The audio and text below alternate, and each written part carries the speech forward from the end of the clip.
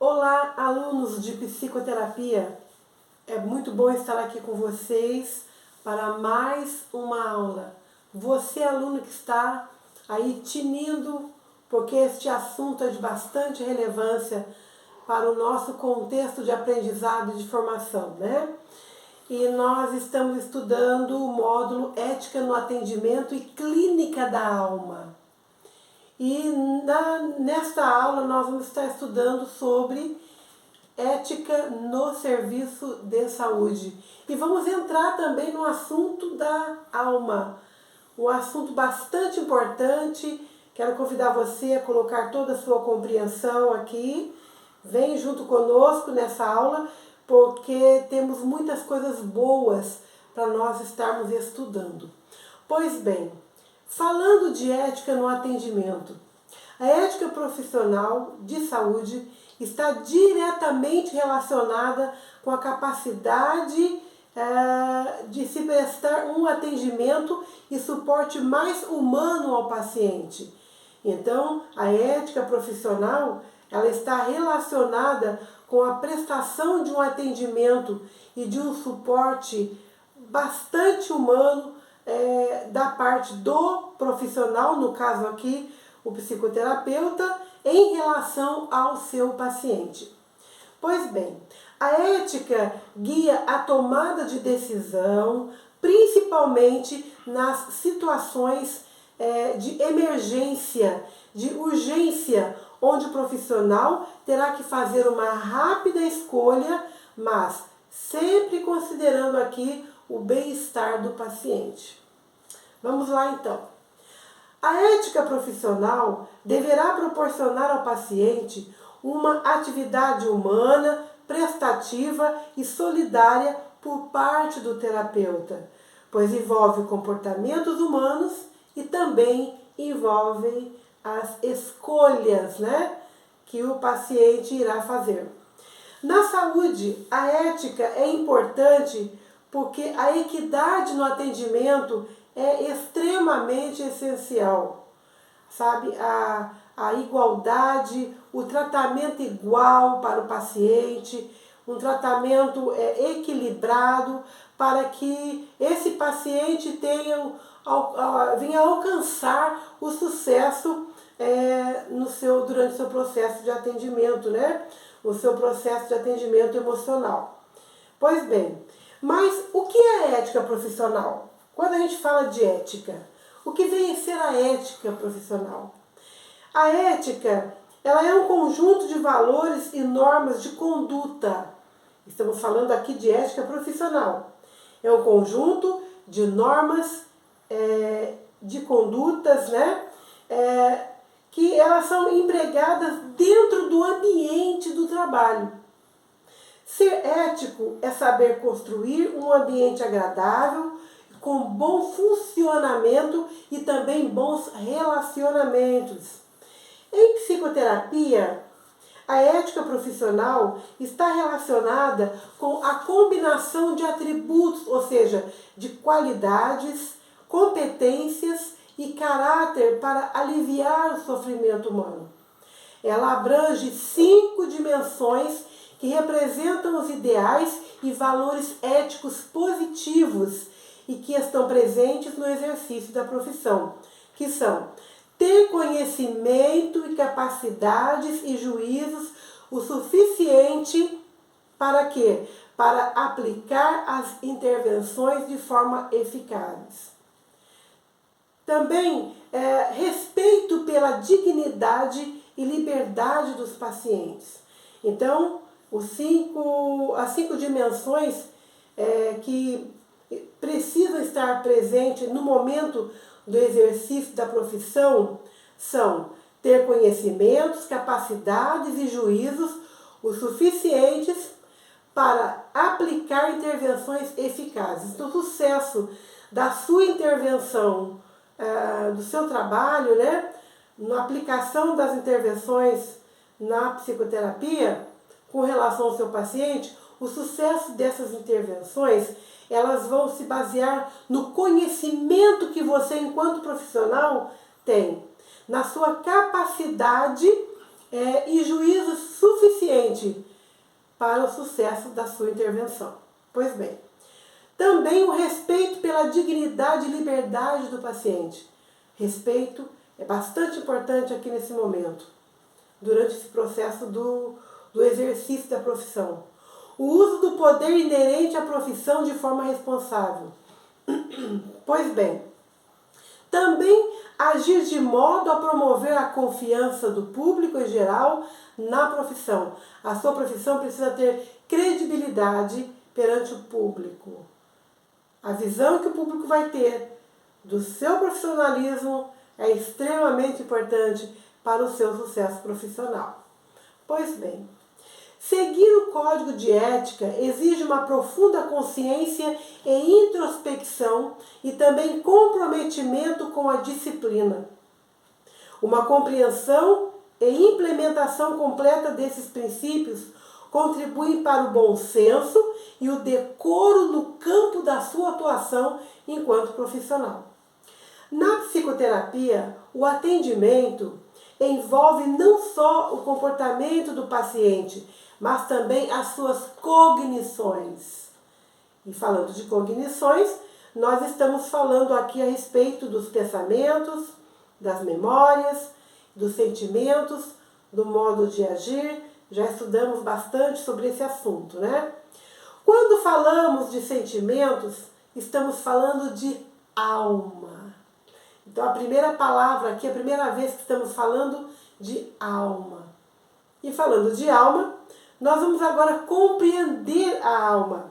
A alma tem seus anseios, instintos, assim como o corpo também tem seus anseios e seus instintos. Ambos adoecem e podem desencadear um misto de sentimentos e emoções que podem fugir do controle humano e se converter em sintomas e doenças no corpo e na mente do ser humano. Então, o corpo adoece, como a alma também adoece. Um ego fragilizado produz vulnerabilidades para diversas patologias. Então, um ego fragilizado, ele vai produzir diversas patologias no corpo da pessoa, né? Um ego fragilizado também pode ser uma porta aberta para maus pensamentos, visões embaraçadas da realidade, ansiedade, cansaço, estresse e falta de interesse pelo mundo à volta do indivíduo, né? Então esse indivíduo ele vai começar assim na fragilidade do seu ego a desenvolver maus pensamentos, visões embaraçadas da realidade, ansiedade, cansaço, estresse, e tudo isso vai causando somatizações. São as causas do mal-estar psíquico, pois as emoções modificam as substâncias do organismo e transforma-se numa porta de entrada para a instalação de doenças no corpo e na alma. Ocorre o que chamamos de transtornos sematoformes ou psicossomáticos, que são alojados na psique humana e detectados pela psicoterapia e psiquiatria, pois através delas haverá o restabelecimento da saúde mental e emocional do paciente. Isso aqui é bastante importante. Então, o que acontece? Aparecem aqui as doenças psicossomáticas, doenças da psique que acabam afetando o corpo do ser humano. É um assunto bastante importante, porque milhares de pessoas convivem com doenças psicossomáticas, tá? Inclusive, a depressão é uma doença psicossomática, porque ela acaba trazendo grandes transtornos para o organismo do indivíduo, né? E quando a gente fala de alma, a gente está falando de sentimentos. Quando a gente fala de sentimentos, a gente lembra aqui que os cientistas, eles tentam desvendar o que ocorre na mente e no corpo das pessoas que creem. Então, quando a gente fala de sentimentos, a gente fala de devoção, fala de crença. E eu quero entrar aqui com vocês num assunto bastante importante, porque esse assunto ele vai estar relacionado com o crer, sabe? Com a fé, com aquilo que move o sentimento do ser humano. E parece que a aula está tomando um outro rumo, mas você vai ver no final que tem muita relação a ver com a alma. Já foi comprovado que pessoas que oram e exercitam a fé ou algum tipo de espiritualidade vivem melhor, segundo a ciência. Vou falar aqui no aspecto científico. Através de pesquisas e estudos realizados, a classe científica acredita que Deus é parte da consciência do ser humano e acaba por mover os circuitos neurais do cérebro. Olha aqui que coisa fantástica. Com isso, a fé irá corroborar com a ciência e seu objeto de estudo. Até os mais céticos precisam de algo para acreditar. Pessoas que não acreditam em nada tendem a ser negativas e pessimistas. Esta é a tendência. Por quê? Porque para elas o domínio da razão prende o homem no que é terreno. A genética explica a origem da fé, segundo o geneticista americano Jim Hammer. Ele deu uma entrevista concedida ao Datafolha de São Paulo em 20/12/2005. Você pode até procurar aqui essa entrevista e estar lendo na íntegra, porque é um assunto sensacional. Onde ele defendeu a tese do gene divino no cérebro do ser humano, que ele chamou de gene de Deus em sua teoria. Você já ouviu falar sobre esse assunto?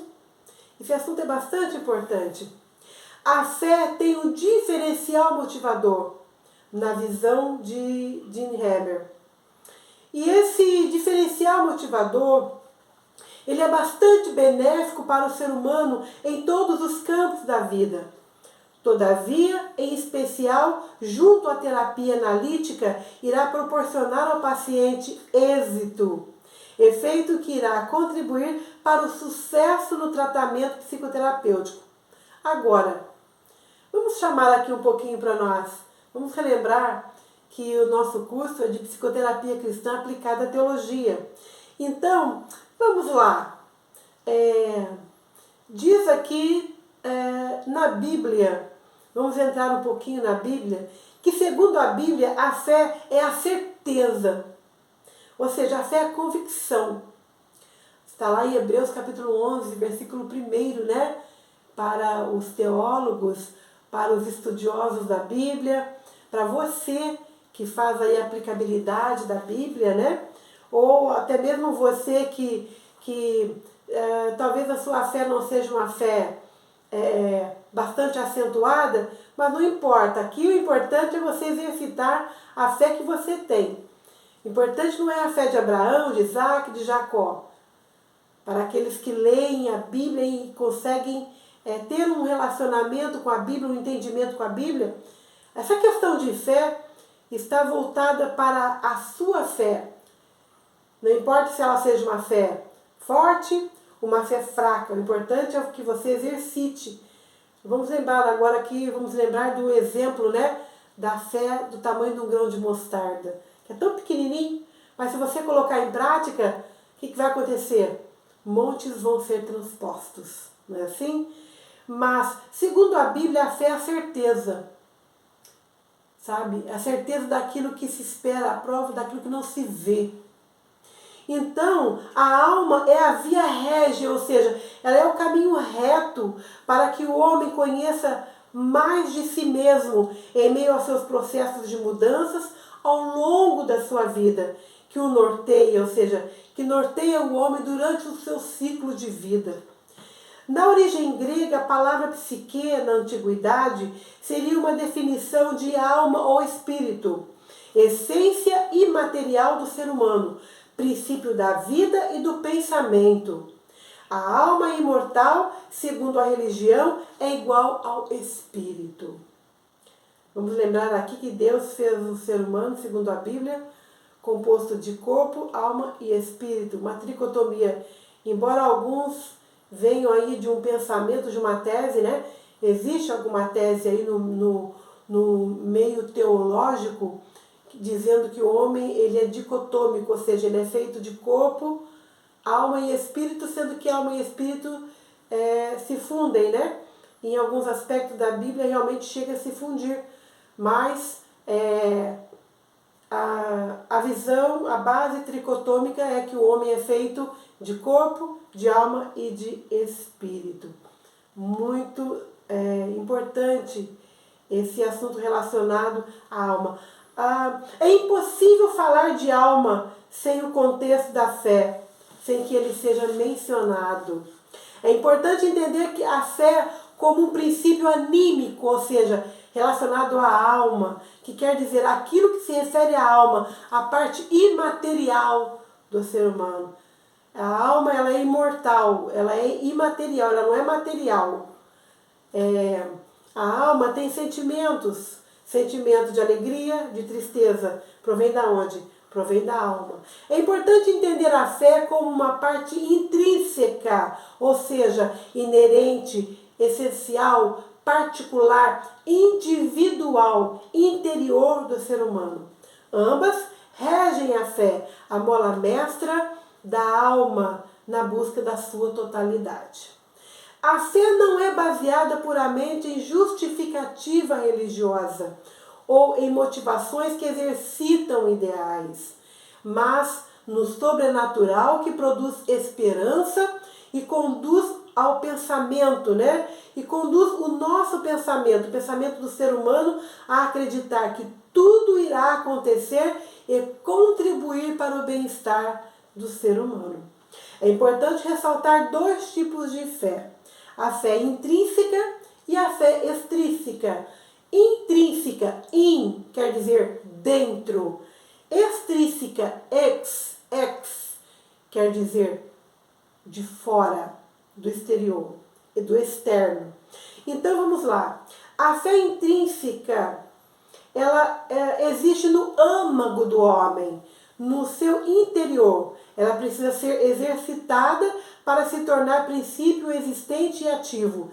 Seria a força interior que o anima e proporciona o espírito pensante que é a alma.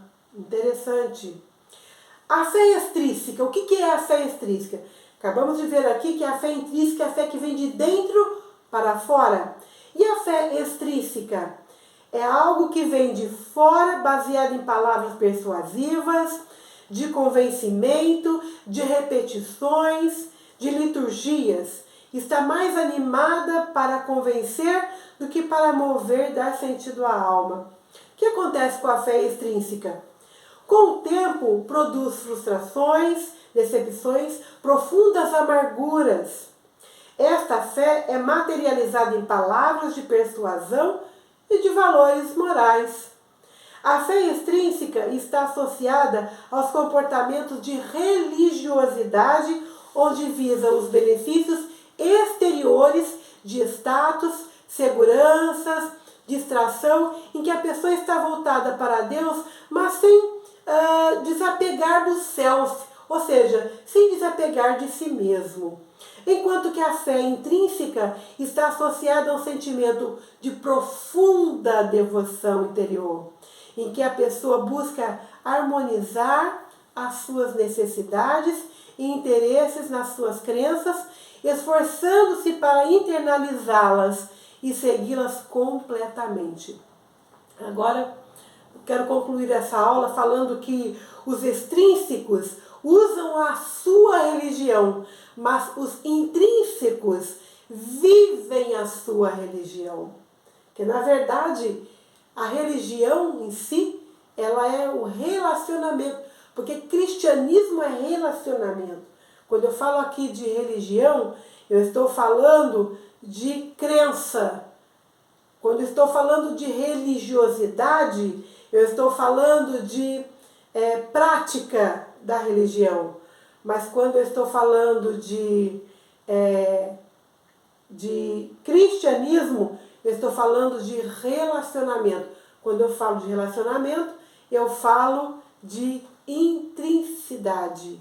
Ou seja, pessoas que são intrínsecas são pessoas que vivenciam a sua religião. A palavra extrínseca em si tem o sinônimo de externo, aparente, visível, que não faz parte do conteúdo essencial de alguma coisa que se encontra no exterior de algo ou de alguém. Vamos lembrar aqui? Fé intrínseca, de dentro, daquela fé que vem de dentro para fora, a fé que acredita, a fé que crê, e a fé que trabalha a alma do ser humano. Vamos continuar essa aula aqui, está bem? Então eu fico por aqui e até a próxima aula.